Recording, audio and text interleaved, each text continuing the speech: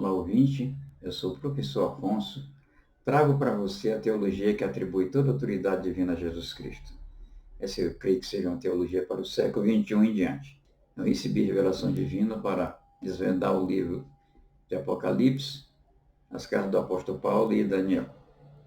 Com o desvendamento das cartas do apóstolo Paulo, elas representam um empecilho para que o ser humano jamais chegue ao cristianismo de Jesus Cristo. Pelo desvendamento de Daniel, o que é de mais importante é que ainda temos 700 anos para o fim. E Apocalipse tem aquela parte central dele não. Depois, entre o capítulo 8, 1 e 19, 3, ali vai tudo para o lixo. Depois tem um capítulo inteiro que vai para o lixo. Mas assim, é um livro lindo, é um livro centrado no Cordeiro e no espírito do ser humano, que é o céu. O céu está centrado no Cordeiro e no espírito do ser humano. Essa é a nossa esperança. Peço que você deixe um like nesse vídeo, que você ative o sininho de notificações e que se inscreva no meu canal. O meu tema hoje é que para Paulo, enquanto pior, melhor. O nosso texto de apoio é Romanos 4, 4 e 5. Versículo 4. Ora, o salário do homem que trabalha não é considerado como favor, mas como dívida. Todavia, há aquele que não trabalha, mas confia em Deus, que justifica o ímpio, sua fé lhe é creditada como justiça. Gente, isso aqui é um dos versículos mais absurdos, porque é muito difícil dizer o que é absurdo nas cartas de Paulo, porque tudo é muito absurdo. A teologia contida nas cartas do apóstolo Paulo aos Romanos, 1 e 2 aos Coríntios e aos Gálatas, não pode ser considerado menos grave por ser simples palavra de homens. Elas são gravíssimas porque elas são a verdadeira palavra do maligno. Ninguém pode tratar Deus dessa maneira. Meu Pai do céu, tratar a lei de Deus. O que eu trago hoje em termos de contestação a isso que Paulo fala é o personagem Abraão. Deus exigiu que Abraão andasse na presença dele e fosse íntegro, ou justo, ou perfeito, dependendo da tradução da Bíblia. E é isso que Deus exige de cada um de nós, a sua descendência. A Bíblia, ela não contém a palavra de Deus, como dizem pregadores, teólogos, escritores cristãos ortodoxos. Ela contém dicas, vestígios e pegadas de Deus muito confiáveis. Quando se diz que tem a palavra de Deus, você vai ver a maior parte de tudo o que se prega no Novo Testamento é Paulo.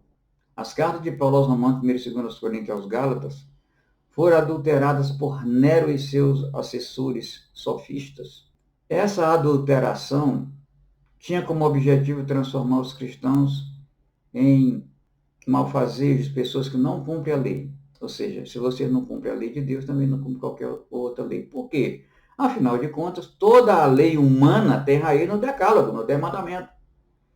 Então diz, olha, eu vou acabar com a relação deles com o decálogo e socialmente estão estragados. Então vejamos só, esse era o objetivo de Nero e seus sofistas. Agora eu quero dizer para você quem foi Abraão. Existem dois Abraãos. Existe aquele Abraão bem antigão, mitológico, e existe o mesmo Abraão mitológico que foi tomado pela nação de Israel para ser seu mito fundador. Então, vejam, eu não vou dizer o que é mito fundador, você pesquisa aí, se você não souber, é claro. Pela lógica, Abraão deve ter se encaixado lá na segunda geração dos seres humanos. Jesus afirma, antes de Abraão eu sou, porque Abraão é muito antigo. Por que Abraão é tão antigo? Porque se o seio de Abraão não fosse tão antigo, então como Adão e Eva e outros que vieram antes dele iriam para o céu? Não teria como. Naquela época, para ir para o céu, teria que transitar pelo seio de Abraão e ficar esperando que o cordeiro fosse imolado, como realmente aconteceu, e está registrado em Daniel 9:24. E, obviamente, também em 1 Pedro 3, 18 e 19. O seio de Abraão foi um lugar espiritual para onde iam os espíritos dos mortos desde Adão até o último ser humano a morrer antes de Jesus Cristo.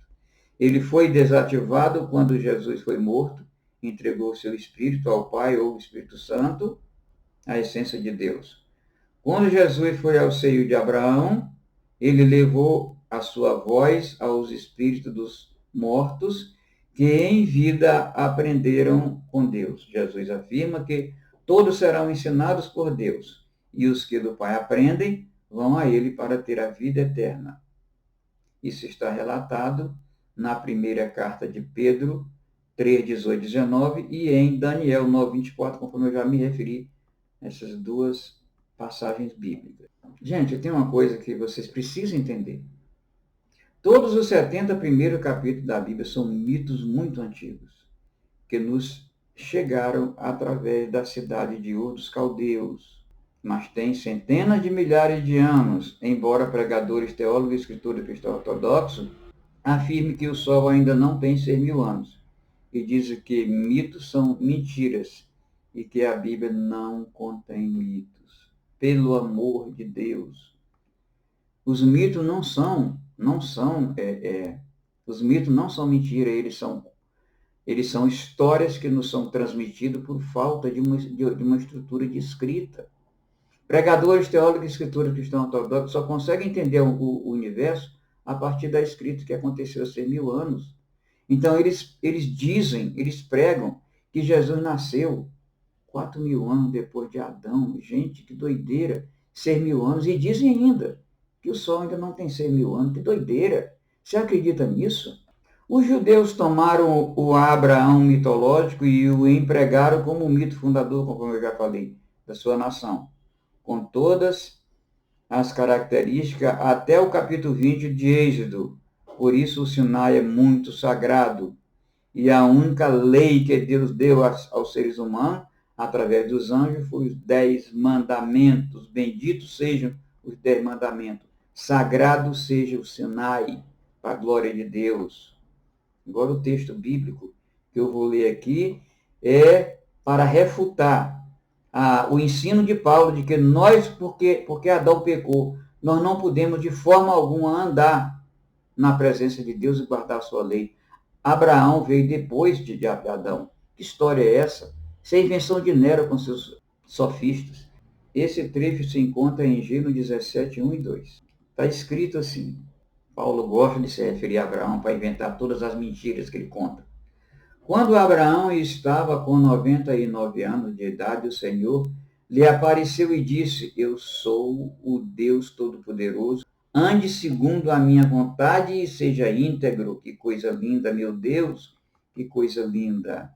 Mais à frente, quer dizer, seguindo esse versículo, tem: estabelecerei a minha aliança entre mim e você e multiplicarei muitíssimo a sua descendência.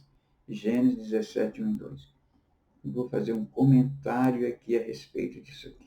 As cartas do apóstolo Paulo aos Romanos, 1 e 2 aos Coríntios e aos Gálatas foram distorcidos por Nero e seus assessores sofistas, o que eu chamo de quadrilhona de Nero, para transformar os cristãos em criminosos por não guardarem a lei de Deus. Eles são muito bem representados, ou seja, essa quadrilhona é muito bem representada por pregadores, teólogos e escritores cristãos ortodoxos, que consideram as palavras de Paulo as mais sagradas de todas as contidas nas Escrituras.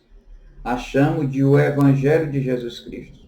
Eles sabem que Deus não muda, mas pregam que no Antigo Testamento as pessoas justas agradavam a Deus andando na sua presença. Inclusive citam esse versículo sobre Abraão. E que no Novo Testamento a lei de Deus é fonte e força do pecado, que a lei de Deus é tutor depravado, que a lei de Deus é fundamento que conduz à morte. Ensinam também que a justificação é da carne em vida, mediante a fé somente, e não do Espírito após a morte, mediante a fé e as obras. Conforme Tiago, Jesus e toda a Bíblia afirmam que uma vez livres da lei de Deus e justificados, nos tornamos completamente justos, santos e retos, e que a graça assim alcançada é responsável pela salvação. Bom, gente, eu já falei para você o suficiente sobre esse conflito que há entre a doutrina de Paulo e a cristã. Não vamos andar nesse caminho. Jesus não é qualquer um. Na encarnação, o Espírito de Jesus Cristo, com a função do Espírito Santo, a essência de Deus, atribuída a um ser humano, com poder suficiente para nos trazer a graça, a verdade e confirmar a lei, tal como João 17. Então, por isso, quando Jesus foi morto, ele entregou de volta o seu Espírito, conforme diz o Evangelho, para voltar a ser um com o Pai indistinguível. E ele está no seio do Pai indistinguível. Ele disse, eu e o Pai somos um. Quem vê a mim vê o Pai. Tanto faz pedir a mim como ao Pai. Maravilhoso, é maravilhoso. Eu espero que você, diante de tantas situações, tanta loucura que está acontecendo em teologia, em religião cristã, nesse período de fim do cristianismo paulino, possa confiar em Jesus Cristo e não confundir Jesus com Paulo. Ele diz que as cartas de Paulo são o evangelho de Jesus Cristo. O outro não, é outro evangelho que não tem valor nenhum. Então vejamos só. Eu quero convidar você para a chamada experiência cristã, muito antiga, mitológica, que vem lá de Gênesis 28, 11 a 22. Para que você realmente possa se colocar diante de Deus. Você precisa adotar a prática de falar somente a verdade a todas as pessoas, em todos os contextos. Se colocar diante de Deus em oração, estender a sua mão ao próximo em compaixão.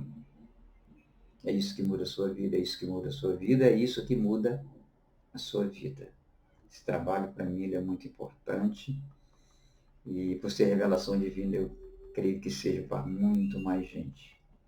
Eu deixo aqui o meu e-mail para que você entre em contato comigo e me ajude nessa causa, porque não é fácil tocar um canal com um assunto tão novo que ninguém jamais tratou em 2000 anos e poder impulsionar sozinho todos os vídeos, porque o YouTube não reconhece assunto novo assim e também não é muito fácil conseguir um like diante das pessoas que assistem, que são todos paulinos, ou quase todos, eu imagino. Mas assim, de qualquer modo, eu agradeço por você ter chegado até aqui nesse vídeo e que Deus o abençoe.